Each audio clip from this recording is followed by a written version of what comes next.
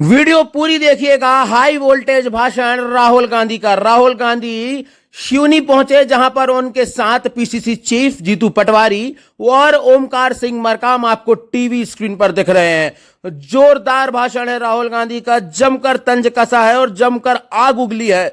भाजपा के प्रत्याशी फग्गन सिंह कुलस्ते को भी आड़े हाथों में लिया है। और सबसे पहले आप स्क्रीन पर देखेंगे कि मध्य प्रदेश की पीसीसी चीफ जीतू पटवारी अपनी बात 1 मिनट में कहेंगे और उसके बाद पूरी वीडियो देखिएगा। राहुल गांधी का भाषण सुनिएगा, जोरदार भड़के हैं। पूरी वीडियो देखिए, स्किप नहीं करना वरना आप बहुत कुछ चूक जाएंगे। एक साथ एकजुट होकर भारत माता की। मंच पर हमारे बीच में एक ऐसा नेता जिन्होंने देश की एकता, अखंडता, प्यार, मोहब्बत, भाईचारे और इंसानियत की रक्षा के लिए कश्मीर से कन्याकुमारी से कश्मीर तक 4000 किलोमीटर पैदल चले हैं। जरा जोरदार तालियों से उनका स्वागत करो सब मिलके। राहुल जी, ये एक ऐसी धरती है जिसमें एक आदिवासी भावना के साथ देशभक्ति भरीपूर्ण है। मैं आपको यहाँ स्वागत के साथ आश्वस्त करता हूं कि इस बार ये सीट जो पिछली 2 बार से 3 बार से चूक हुई, कांग्रेस पार्टी की झोली में आएगी कि नहीं आएगी? जोर से बताओ। मैं इतना ही कह के अपना स्थान ग्रहण करता हूं। आदरणीय जीतू पटवारी जी, उमंग सिंघार जी, अरुण यादव जी, राकेश तिवारी जी, अजय सिंह जी, हमारे कैंडिडेट मरकाम जी, कांग्रेस पार्टी के एमएलएज, सीनियर नेता, पार्टी के प्यारे कार्यकर्ता, भाई और बहनों, प्रेस के हमारे मित्रों, आप सबका यहां बहुत बहुत स्वागत, नमस्कार। आप यहां दूर दूर से आए, मेरी बात सुनने आए, इसके लिए मैं आपको शुरुआत में ही धन्यवाद करता हूं।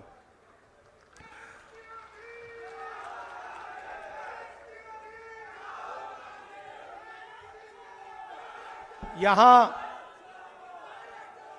आदिवासी वर्ग के काफी लोग हैं। कांग्रेस पार्टी आपको आदिवासी कहती है और बीजेपी,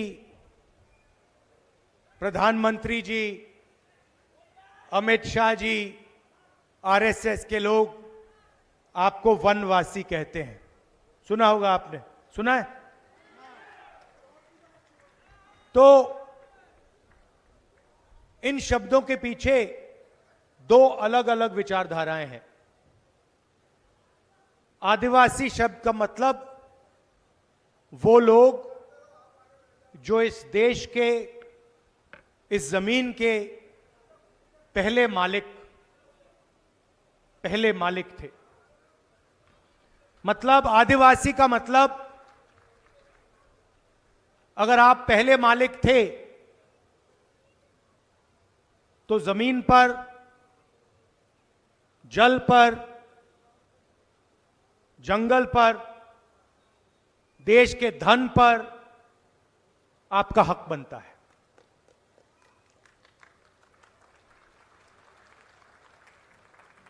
वनवासी का मतलब वो लोग जो जंगल में रहते हैं। वनवासी शब्द के पीछे एक विचारधारा है। सबसे पहले जो आपका इतिहास है, आपकी हिस्ट्री है, आपकी भाषाएं हैं, आपके जीने का तरीका है, उसको यह शब्द मिटाने की कोशिश करता है। दूसरा, जब हम वनवासी कहते हैं तो उसके अंदर ये छुपा हुआ है कि वनवासियों को ना जमीन का, ना जल का, ना जंगल का अधिकार मिलना चाहिए। क्योंकि वनवासी का मतलब आप जंगल में रहते हो, जंगल में आपको कैसे अधिकार मिलेगा। आदिवासी का मतलब आप ओरिजिनल मालिक हो, देश के पहले मालिक हो, और पहले मालिक का देश के धन पर, जल पर, जमीन पर, जंगल पर अधिकार बनता है। तो मैंने ये आपके सामने पहले बात रखी क्योंकि ये विचारधारा की लड़ाई है। देश में आपकी जगह कहां होनी चाहिए, उस बात की लड़ाई है। अब आप देखिए, छोटा सा आंकड़ा आपको देता हूं। आदिवासियों की आबादी देश में 8% है। मैंने आंकड़े निकाले, मैंने पता लगाया कि हिंदुस्तान की सबसे बड़ी कंपनियों में, उनके मालिकों में आदिवासी कितने हैं, सीनियर मैनेजमेंट में आदिवासी कितने हैं। आप हैरान होंगे कि अगर आप हिंदुस्तान की 200 सबसे बड़ी कंपनियों की लिस्ट निकालो, उनकी मालिकों की लिस्ट निकालो, उनकी सीनियर मैनेजमेंट की लिस्ट निकालो, आपको वहां एक आदिवासी नाम नहीं मिलेगा। ये हमारे, मैंने कहा, प्रेस के मित्र हैं, मीडिया की कंपनी की लिस्ट निकालो, बड़े बड़े जो पत्रकार हैं उनकी लिस्ट निकालो, टीवी पर एंकर हैं उनकी लिस्ट निकालो, और मुझे एक आदिवासी इनमें से दिखा दो। एक आदिवासी आपको ना मीडिया में, ना कॉर्पोरेट इंडिया में, ना किसी संस्था में मिलेगा। हिंदुस्तान की सरकार को 90 लोग चलाते हैं। कौन चलाते हैं? आईएएस अफसर चलाते हैं। सही? हिंदुस्तान का जो बजट है उसे ये 90 अफसर बांटते हैं। तो मैंने पता लगाया 90 अफसरों में से आदिवासी कितने, आप जानते हो? एक। 90 में से एक अफसर आदिवासी है। आपकी आबादी 8% है, मगर देश में भागीदारी आपकी नहीं है। 90 अफसर देश को चलाते हैं, एक अफसर आदिवासी है। और भाइयों और बहनों, अगर बजट में 100 रुपया खर्च होता है तो आदिवासी अफसर 10 पैसे का निर्णय लेता है। 100 रुपए में से 10 पैसे की आपकी भागीदारी है। आबादी 8%, पहले मालिक आदिवासी, और 100 रुपए में से 10 पैसे का निर्णय आप लोग लेते हो। यह लड़ाई है। यह फर्क है बीजेपी में और कांग्रेस में। हम कानून लाए, पैसा कानून लाए, जमीन अधिग्रहण बिल लाए, ट्राइबल बिल लाए, आपको अपना अधिकार देने के लिए। इंदिरा गांधी जी ने और कांग्रेस पार्टी की सरकारों ने आपको अपनी जमीन वापस दी, जमीन का हक आपको दिया, और ये हम करते रहते हैं। और बीजेपी क्या करती है? जहां भी इनको मौका मिलता है आदिवासियों की जमीन छीनकर अदानी जी जैसे अरबपतियों के हवाले कर देते हैं। जब आदिवासी युवा पूछता है कि आपने हमारी जमीन ली, हमें आपने रोजगार नहीं दिया, आपने सही कॉम्पनसेशन नहीं दिया, आपने हमारी शिक्षा नहीं करवाई, बीजेपी के लोग आदिवासियों को पकड़ पकड़ कर जेल में डाल देते हैं। पता नहीं आपने वायरल वीडियो देखा या नहीं। बीजेपी का एक नेता मध्य प्रदेश में आदिवासी युवा के ऊपर पेशाब कर रहा था। देखा आपने? देखा ना? और वीडियो लेकर उस वीडियो को ये लोग वायरल कर रहे हैं। आप सोचिए, पहले आदिवासी युवा पर पेशाब कर रहे हैं और फिर उसी वीडियो को पूरे हिंदुस्तान में फैला रहे हैं कि पूरे हिंदुस्तान को मालूम पड़े कि बीजेपी के नेता ने एक आदिवासी युवा पर, आदिवासियों के भविष्य पर पेशाब की है। यह इनकी विचारधारा है, यह इनकी सोच है। चुनाव का समय है, हमने अभी मैनिफेस्टो बनाया है। अगर आप मैनिफेस्टो को पढ़ेंगे तो उसमें हमने 3-4 क्रांतिकारी काम आपके लिए किए हैं। ऐसे काम किए हैं जिससे आपकी जिंदगी हमेशा के लिए बदल जाएगी। सबसे पहले हिंदुस्तान की जो गरीब लोग हैं, और उसमें बहुत सारे लोग आदिवासी हैं, दलित हैं, पिछड़े वर्ग के हैं, हर एक गरीब परिवार में, अच्छी तरह सुनिए मैं जो कह रहा हूं, हर एक गरीब परिवार को, उसमें से हम एक महिला को चुनेंगे और उस महिला के बैंक अकाउंट में साल के 1 लाख रुपए हम डालेंगे।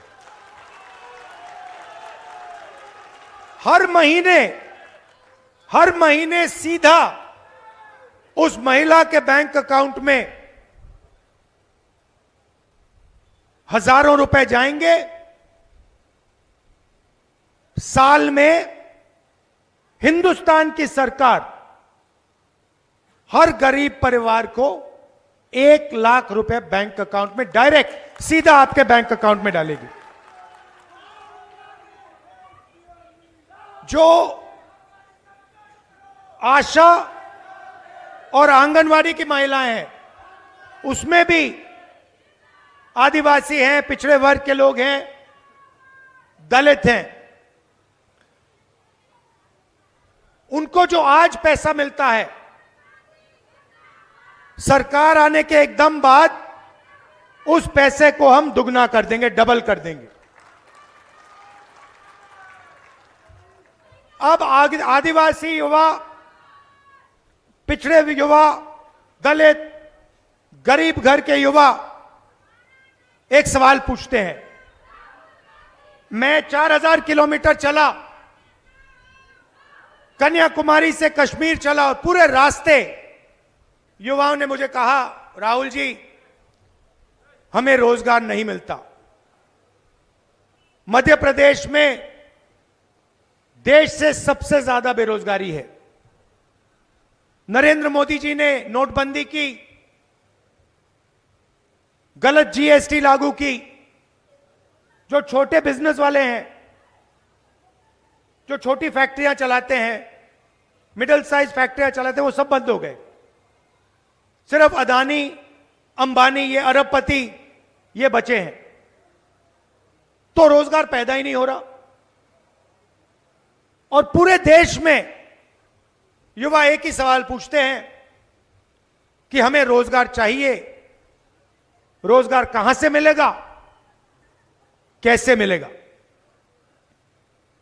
आज मैं इस भाषण में आपको जवाब देने आया हूं।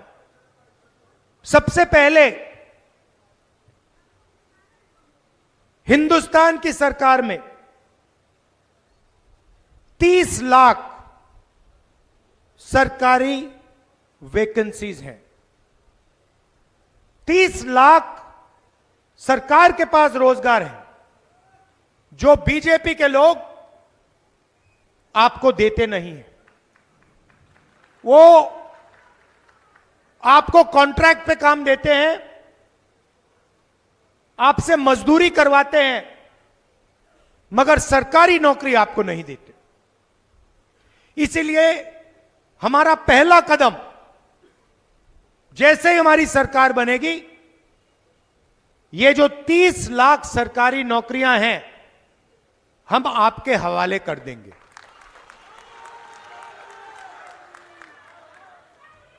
दूसरी बात, जो अमीर घर के लोग होते हैं, पता नहीं आपने अप्रेंटिसशिप शब्द सुना है या नहीं सुना है, तो मैं आपको बताता हूं अप्रेंटिसशिप क्या होती है। जो ये अमीर घर के बच्चे होते हैं, रोजगार का पाने से पहले, काम करने से पहले, ये अलग अलग कंपनियों में जाके ट्रेनिंग लेते हैं। कोई 6 महीने की ट्रेनिंग लेता है, 1 साल की ट्रेनिंग लेता है, और ट्रेनिंग के लिए इनको पैसे मिलते हैं।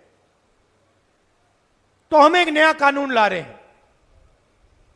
जैसे हम मनरेगा लाए थे, जिसमें हमें कहा था कि जो भी गरीब है उसे 100 दिन का रोजगार गारंटी करके कांग्रेस पार्टी देगी। तो ये हमने सालों पहले ये योजना हम आपके लिए लाए थे, और वो चलेगी। नरेंद्र मोदी जी ने उसको बंद करने की कोशिश की, पैसा नहीं देते हैं। हम उस योजना को चलाएंगे, मगर हम एक नई योजना, एक नया अधिकार आपको देना चाहते हैं। हिंदुस्तान के हर युवा को, हर गरीब युवा को, आदिवासी, दलित, पिछड़े वर्ग के, गरीब जनरल कास्ट के युवाओं को 1 साल की अप्रेंटिसशिप, साल का 1 लाख रुपया, जो भी युवा चाहता है, पब्लिक सेक्टर में, प्राइवेट सेक्टर में, 1 साल का अप्रेंटिसशिप का अधिकार हम आपको देने जा रहे हैं। तो हर युवा को यह मिलेगा। जो भी करना चाहेगा वो बड़ी से बड़ी कंपनी में, सरकारों में, अस्पतालों में, अलग अलग संस्थाओं में उसे 1 साल की अप्रेंटिसशिप मिलेगी। जब मैं यहां यात्रा में निकला, युवाओं की एक शिकायत थी। आते थे, रोते हुए कहते थे कि राहुल जी,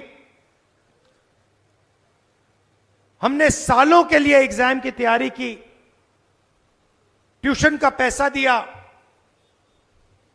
और जिस दिन चुनाव होता है उस दिन हमें पता लगता है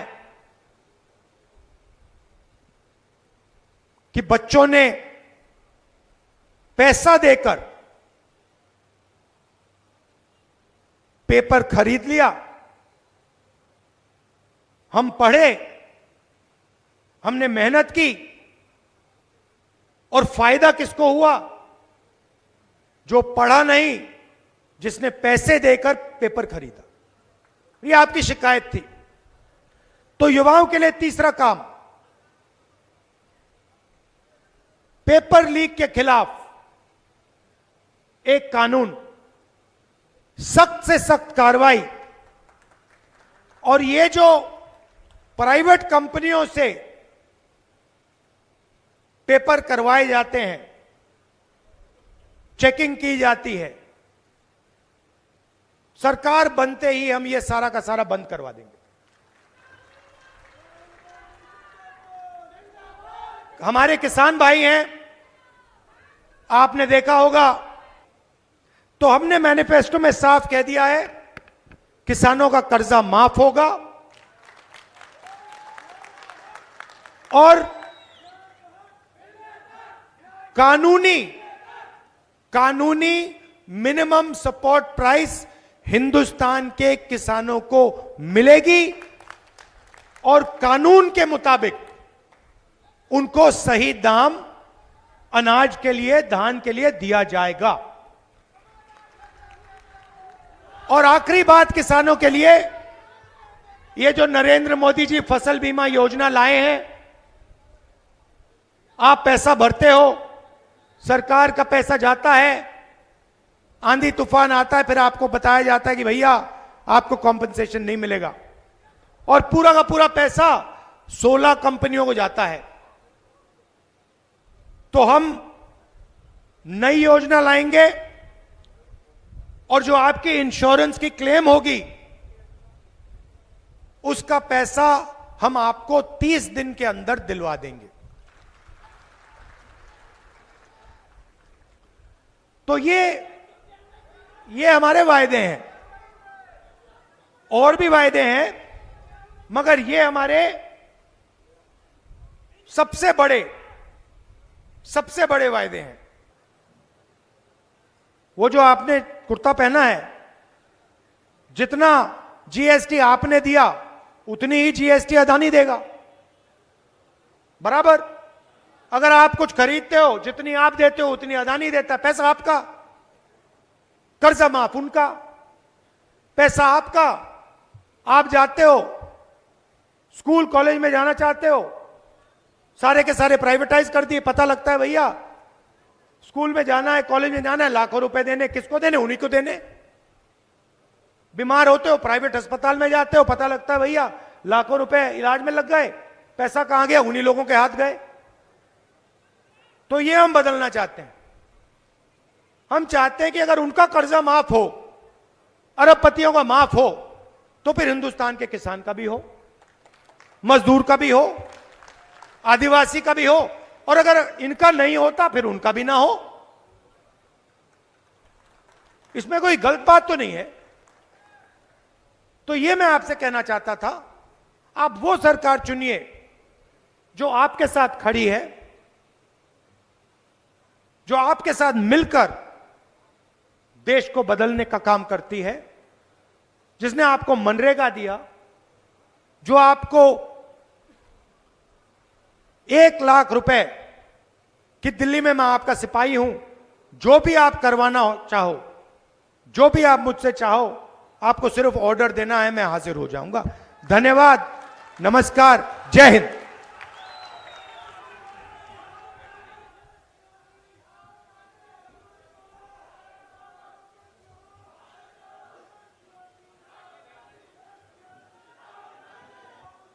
आदरणीय राहुल गांधी जी का उद्बोधन हमारे मंडला संसदीय क्षेत्र के सभी आए हुए साथियों ने सारगर्भित उद्बोधन सुना। मैं आप सबकी ओर से बहुत बहुत आदरणीय राहुल गांधी जी का आभारी हूं कि आपने हमारे मंडला संसदीय क्षेत्र में क्योलारी विधानसभा क्षेत्र के हमारे ग्राम धनौरा में आपने आने का अवसर यहां पर किया। हमारे प्रदेश कांग्रेस कमेटी के अध्यक्ष जीतू पटवारी जी,